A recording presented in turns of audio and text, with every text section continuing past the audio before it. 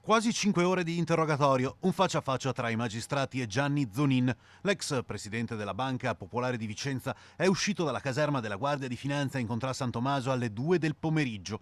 Alle domande dei giornalisti ha risposto con un secco no comment. Nessuna dichiarazione, alla faccia delle migliaia di risparmiatori rimasti beffati dal crollo delle azioni, che si stanno ancora chiedendo disperatamente cosa sia successo.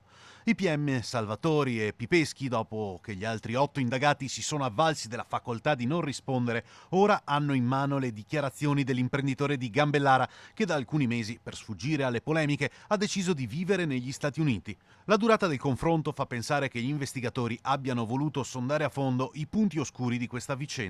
L'accusa è di aggiotaggio e ostacolo alla vigilanza. Intanto la Regione Veneto interviene a sostegno dei soci coinvolti nel dissesto di Veneto Banca e Banca Popolare di Vicenza. La giunta, presieduta da Luca Zaia, ha stanziato 500.000 euro che andranno a beneficio delle associazioni e dei comitati che rappresentano i risparmiatori.